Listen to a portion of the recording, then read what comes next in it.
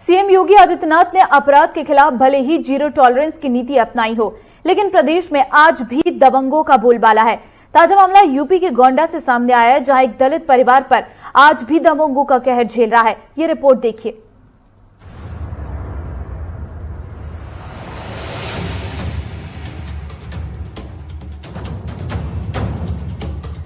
योगी सरकार भले ही अपराध और अपराधियों के खिलाफ जीरो टॉलरेंस की नीति पर चल रही हो, लेकिन पुलिस और अपराधियों का गठजोड़ आज भी कायम है, जिसके चलते अपराधी अपराध करके बच निकल जाता है और पीड़ित परिवार न्याय के लिए दर दर भटकता रहता है। और इसका सटीक उदाहरण गोंडा का एक दलित परिवार है। अधिकारी जो आते हैं उन्हीं के यहाँ जाते हैं, बैठकर चाय पीते हैं और गांव के तमाम लोगों को बटोर लेते हैं मार्केट में।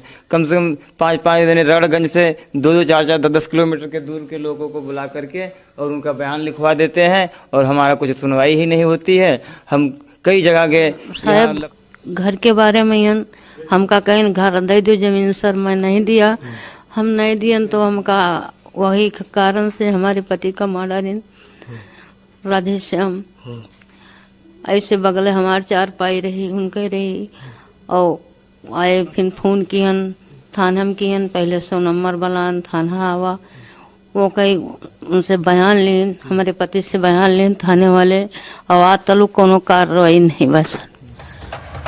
दरअसल 4 जून 2017 को कुछ दबंगों ने राजकुमार के पिता की बेरहमी से हत्या कर दी थी, जिसके बाद पीड़ित परिवार ने न्याय के लिए दर दर की ठोकरें खाई। थाने से लेकर आला अधिकारियों के ना जाने कितने चक्कर लगा दिए, लेकिन पीड़ित परिवार को न्याय नहीं मिल सका, क्योंकि आरोपी दबंगों के रसूख के सामने पुलिस का कद बौना पड़ गया।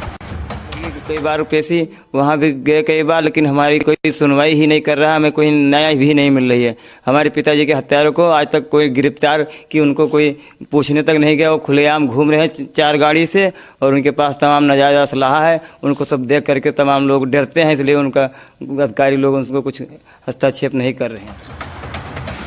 इस मामले में पुलिस ने लापरवाही की हद तो तब पार कर दी जब पुलिस ने नामजद आरोपियों के खिलाफ कार्रवाई करने के बजाय व्यक्ति को ही मुल्जिम बना दिया, जो वारदात के समय मौजूद ही नहीं था।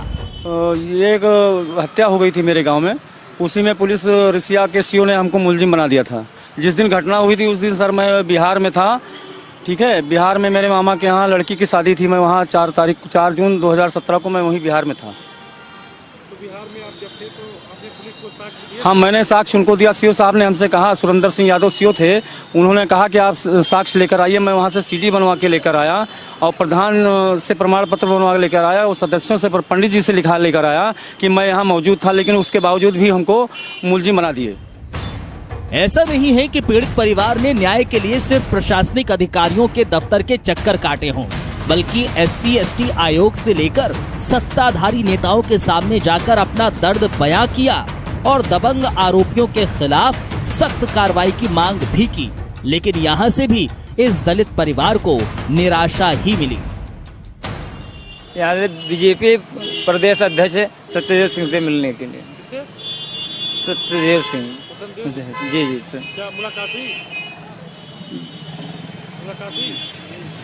नहीं हुई। हाँ? नहीं हुई। किस लिए आए थे? जी हमारे पिताजी की हत्या हो गई थी 6 जून 2017 को, उसी के बारे में आज तक कोई कार्रवाई नहीं हुई। और दबंग किस्म के आदमी राधे श्याम दुबे, कलूर मोहरली, उनके लड़के विष्णु शंकर, और इसलिए कोई कार्रवाई नहीं हो रही थी, इसलिए प्रदेश अध्यक्ष जी से मिलने आए थे कि कोई।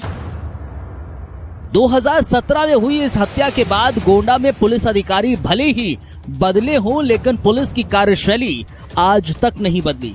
इस मामले में 2017 में तरबगंज थाने में मुकदमा दर्ज भी किया, जिसके बाद शुरू हुई पुलिस की जांच। आज भी जांच एक एजेंसी दूसरी एजेंसी में घूम रही है और पीड़ित परिवार आज भी दर बदर की न्याय की गुहार लगा रहा है। हालांकि देखना अब ये होगा कि इस दलित परिवार का दर्द शासन और प्रशासन कब सुनता है और मामले की सही जांच कर अपराधियों को कब जेल भेजा जाता है।